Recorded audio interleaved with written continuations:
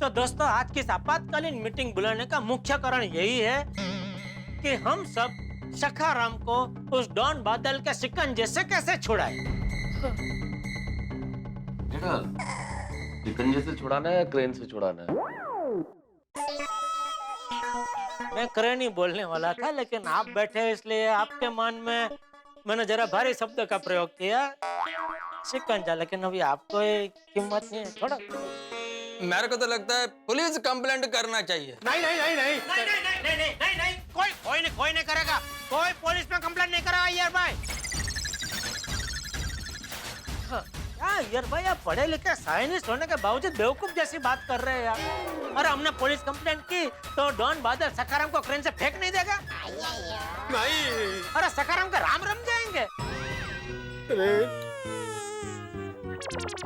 यार जरा सोच समझ के शब्दों का इस्तेमाल कर। हाँ। तो जैसे कि बापूजी ने कहा, यहाँ उपस्थित सभी महानुभावों को मैं विनती करना चाहता हूँ कि देखिए, हम यहाँ मीटिंग में जो कुछ भी बोले सोच समझ कर बोले, जो भी शब्द का प्रयोग करे सोच समझ के करे, क्योंकि उटपटांग शब्दों के प्रयोग से हमारे एकम सेक्रेटरी साहब आत्माराम तुकाराम भिड़े जी के दिल को ठेस पहुँचती है। ठीक है, तो जो भी बोले सोच समझ कर बोले। हाँ बराबर ना भिड़े? तो दोस्तों अभी मेन मुद्दे पे आते हुए हमें ये सोचना है कि हमारे एकम सेक्रेटरी साहब आत्माराम तुकाराम भिड़े जी के ऊपर ये जो पहाड़ जितनी बड़ी मुसीबत आई है, उससे हम सब कैसे निपटे। किसी के पास कोई आइडिया है कैसे इसको सखाराम को वापस लाया जाए? हाथी भाई। हाँ, आप में से किसी को कोई आइडिया हो तो बताइए। यारो, मेरे पास एक आइडिया है। क्या? एक काम करता हूँ, अपने पिंड से 2000 लोगों को यहाँ पे बुलाता हूँ और फिर हम मिलके उस डॉन बादल के फार्म हाउस पर धावा बोल देते हैं और सखाराम को छुड़ा के ले आते हैं।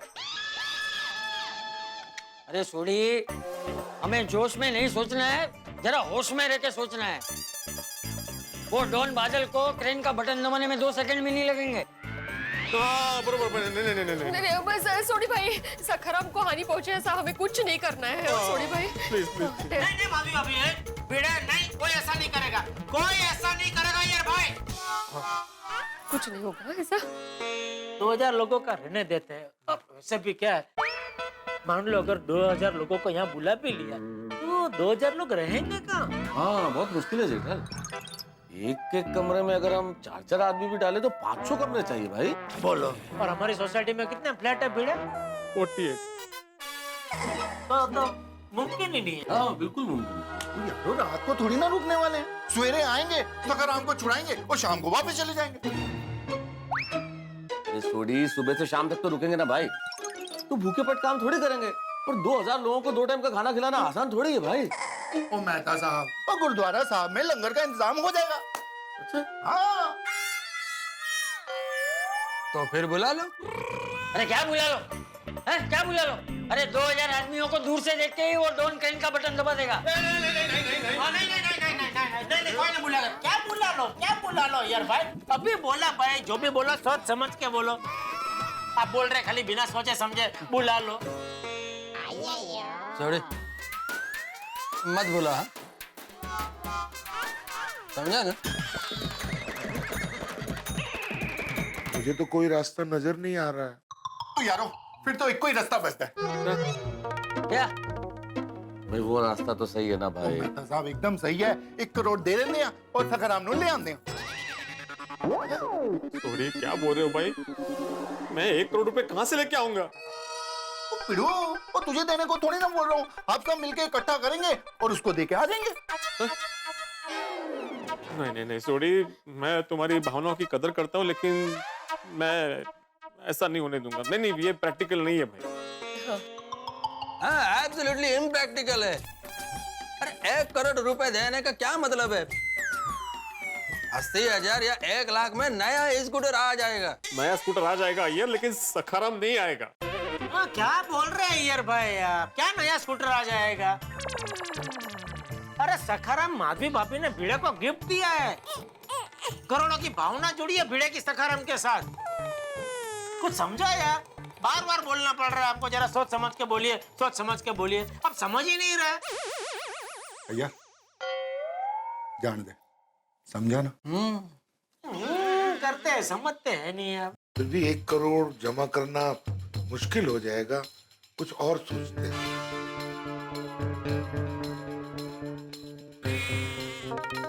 अरे मेहता साहब, कब से क्या पैसे अदब पढ़ के बैठे हैं, आप बोलिए कुछ तो आइडिया दीजिए। जेठालाल, मैं सोच रहा हूँ, लेकिन भैया ये समस्या बहुत जटिल है, एकदम से कोई इंस्टेंट आइडिया नहीं दे सकता मैं।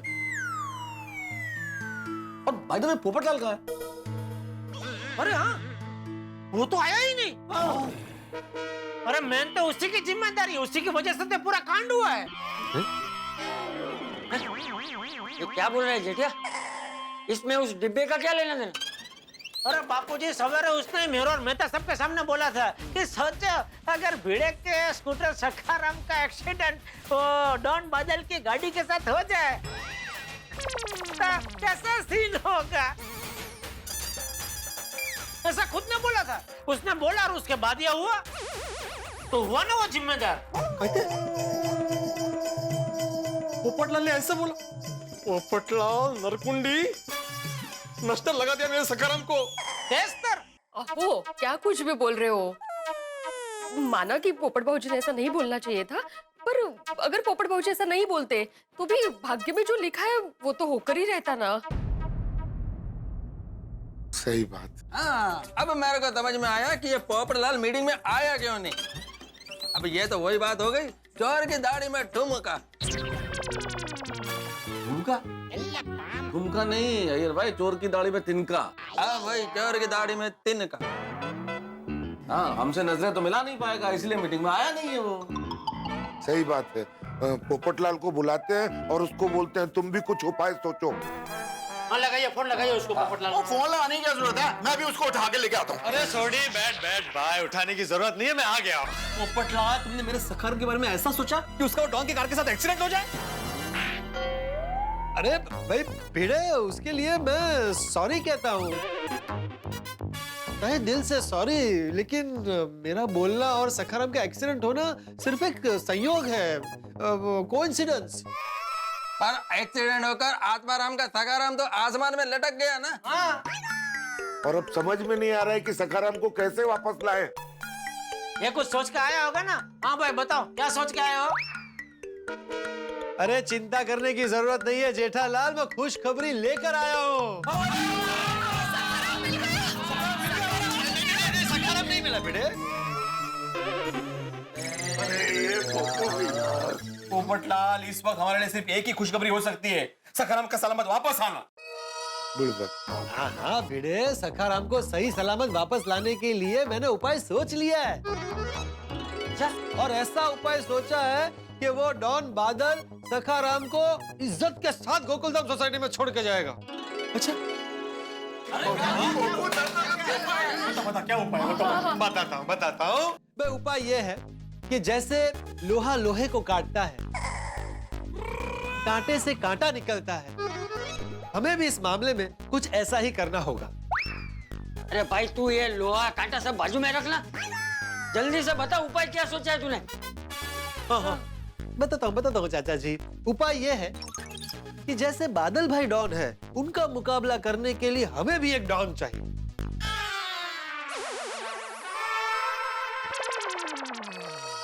पोपटलाल, हम लोग किसी डॉन को थोड़ी जानते हैं भाई। सही बात है। और मैं एक डॉन को जानता हूँ, अच्छा, वो भी रिटायर हो गया है और काफी वक्त से जेल में है। हम लोगों को मिलके उसकी जमानत करवानी पड़ेगी। उसकी जरूरत नहीं पड़ेगी सोडी, मैं एक डॉन को जानता हूँ जो अभी भी काम कर रहा है।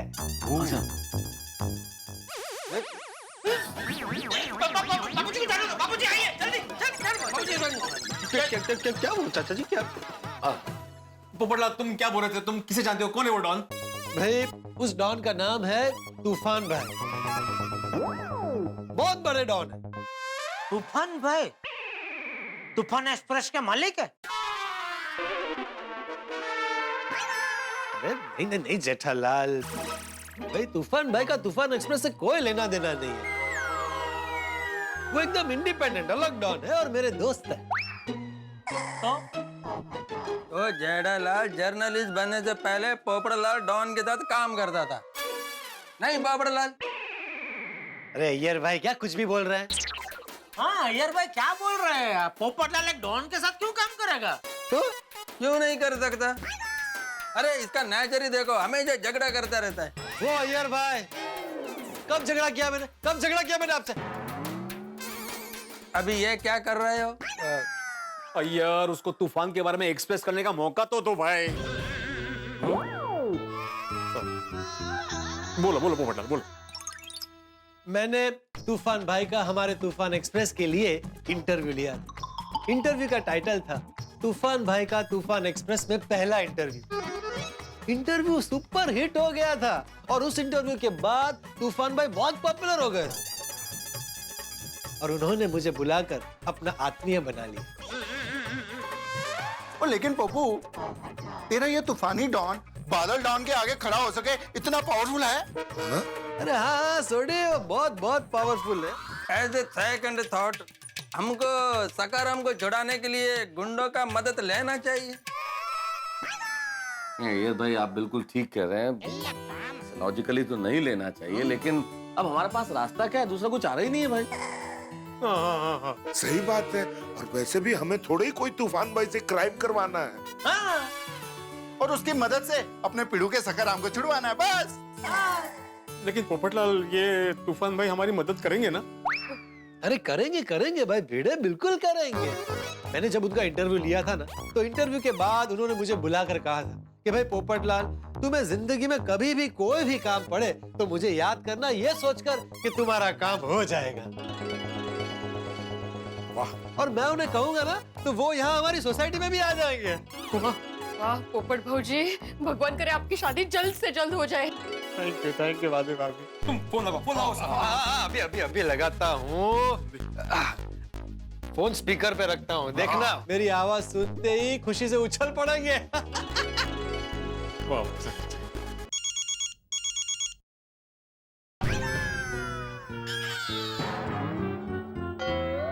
और पप्पू, और लगता है तेरा नंबर उसके पास सेव नहीं है, और अनजान लोगों का नंबर डॉन भाई तो उठाएंगे नहीं।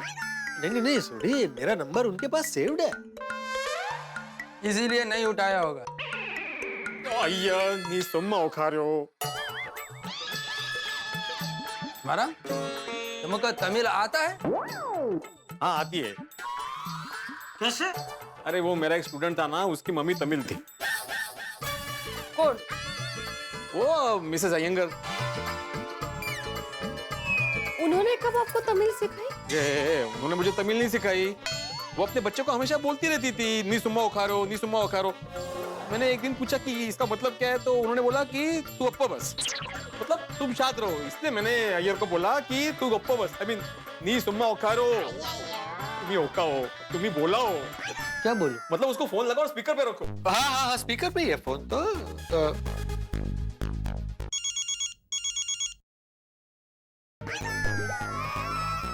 उठा नहीं रहे हैं। अरे हाँ, शायद वो दुबई में होंगे। हाँ, कोई प्रॉब्लम नहीं है, मेरे पास उनका इंटरनेशनल नंबर है, मैं उस पर फोन करता हूँ। नहीं कर सकता। क्यों क्या जेठालाल? इंटरनेशनल कॉल है, उसके मोबाइल में बैलेंस ही नहीं होगा। कोई बात नहीं, अभी फोन लगा ना, बाद में मैं रिचार्ज करवा दूंगा। अरे बैलेंस ही नहीं है तो फोन लगेगा कैसे? एक मिनट, अभी करवाता हूँ, रुको। चलो हो गया, 1000 का रिचार्ज करवा दिया। 1000 का क्यों किया? पोपटलाल तुम 1000 रुपए की चिंता मत करो, मैं तुम्हें दे दूंगा, तुम अभी फोन लगाओ। हाँ पोपट भौजी। हेलो। उठा देखा उठा। हेलो तूफान भाई, मैं पोपटलाल बोल रहा हूँ। कौन पोपटलाल? क्या कल्याण? अरे पहचाना नहीं? तूफान एक्सप्रेस से वो पत्रकार पोपटलाल, आपका इंटरव्यू लिया था। अरे हाँ, छाते वाला। वही छाते वाला। कैसा है छाते वाले? मैं एकदम फर्स्ट क्लास हूँ। आप कैसे हैं भाई? डॉन हमेशा मजे में ही होवे। इंटरव्यू के टाइम पे तू बड़ा सादी सादी कर रहा था। गुरु बच्चे कैसे हैं तारे? अभी तक मेरी शादी नहीं हुई है। आपके ध्यान में कोई सुकन्या? अरे मुद्दे बोलना। शादी की बात नहीं करते हैं। हाँ। भाई अभी आप कहाँ हैं? हम हैं आज दुबई और कल सुबह मुंबई। के मदद चाहिए तन्ने? ओहो, आपको कैसे पता चला कि मैंने मदद के लिए फोन किया? अरे हमारे गांव में कहावत से जिब धरती लगे फटने तिब प्रसाद लगे बटने। थारे जैसे शरीफ आदमी पे कोई मुसीबत आई होगी तभी ना हमारे जैसे डॉन को फोन किया। बोल क्या मुसीबत आई है थारे पे? देख फिक्र ना कर, तूफान सू मैं तूफान। मैं आऊं तो सब उड़ जावे।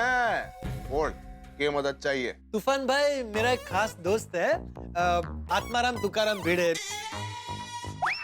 मेरी सोसाइटी में रहता है, पेशे से शिक्षक है। उसका एक बहुत ही प्यारा स्कूटर है, उसे किसी ने उठा लिया है। 2 दिन 1 करोड़। अब आप ही बताइए क्या करें? इतनी सी बात के लिए फोन किया तूने? चल चल फिक्र मत कर, सारा काम हो जाएगा।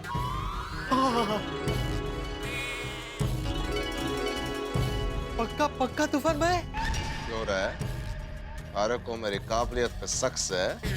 नहीं बिल्कुल नहीं। वो ऐसे ही निकल गया आदतन। बुरी आदत है, बदल ले। तूफान सो मैं तूफान। मारे आगे चट्टाने उड़ जावे हैं तो ये छोटा मोटा बादल की चीज है, उड़ा देंगे उसको भी। फिक्र ना कर, अरे दोस्त का स्कूटर मिल जावेगो। थैंक यू तूफान भाई। हाँ अच्छा एक और रिक्वेस्ट है। ये भी क्या हुआ भाई? वो भाई ने कहा है कि वो 2 दिन में स्कूटर गिरा देगा, तो हमें जल्द से जल्द स्कूटर को छुड़वाना पड़ेगा। अबे ऐसे कैसे गिराएगा स्कूटर? उसको ना गिरा दूं मैं? तू फिक्र ना कर, कल सुबह मुंबई पहुंचते ही पहले तेरा काम करूंगा मैं। अरे थैंक यू तूफान भाई। हाँ तो कल सुबह 10 बजे मिलते हैं, आ जाइयो, ठीक है?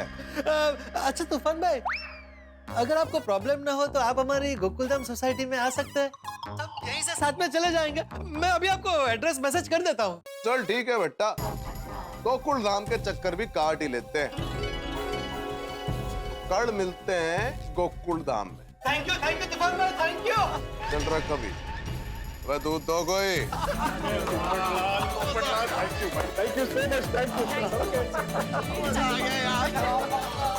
तो भाई कल सुबह 10 बजे तूफान भाई हमारी सोसाइटी में आएंगे, तो हम सब कल सुबह 10 बजे सोसाइटी कंपाउंड में मिलते हैं। भिड़े बस ना भाई, अभी तो कोई टेंशन नहीं है ना। कल सुबह सखाराम तेरी बाहों में होगा। मतलब कल सुबह सखाराम तुम्हारी राहों में होगा? हाँ वही वो रॉक का वो।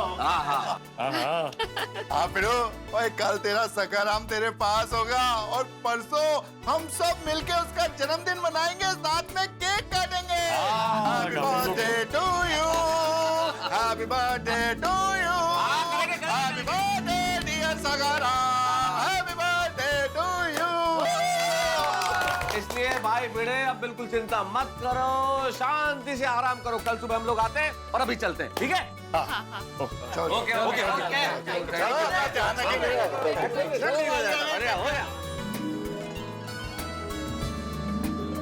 Popatlal once again thank you. ईश्वरा, पोपट भौजी ने तो हमारा प्रॉब्लम ही सॉल्व कर दिया नहीं? खरे ऐसा लग रहा था कि हमारे हाथ एक बड़े पत्थर के नीचे दबे हुए हैं, लेकिन पोपटलाल ने उस पत्थर का वजन फूल जितना कर दिया। अब कल सुबह होते ही सखाराम हमारे घर पे होगा माधवी। बस कल सुबह होते ही बादल को हटाने गोकुलधाम में तूफान आएगा। सुना आपने? बादल से लोहा लेने के लिए तूफान आ रहा है। भाई पोपटलाल ने भी क्या गजब दिमाग लगाया है बादल को हटाने के लिए तूफान। कहते हैं ना लोहा लोहे को काटता है, कांटे से कांटा निकलता है, तो बादल को हटाने के लिए तूफान। अब लगता है कि भिड़े का स्कूटर मिल जाएगा, उम्मीद जगी है। लेकिन आपको क्या लगता है, क्या ये तूफान बादल को उड़ा ले जाएगा या बादल बिजली बन के तूफान पे बरसेगा? क्या ये तूफान बादल की दुनिया हिला देगा या बादल तूफान को ले जाएगा कहीं दूर? अब देखना ये है कि क्या होता है, क्योंकि दोनों है तो एक ही बिरादरी के, गुंडे बदमाश बिरादरी के। कौन किसको धोबी पछाड़ देता है ये देखने वाली बात होगी। देखने वाली बात तो ये भी होगी क्या भिड़े का स्कूटर वापस मिलेगा? हमारी ओर से तो तैयारी हो चुकी है, हमने हमारा हथियार यानी कि तूफान नाम का तीर तैयार कर लिया है। अब यहाँ होगा घमासान, लेकिन आपके घरों में होगा हंसी का घमासान जब आप देखेंगे तारक मेहता का उल्टा चश्मा। देखते रहिए, हंसते रहिए और सोचते रहिए क्या करेगा तूफान बादल के साथ।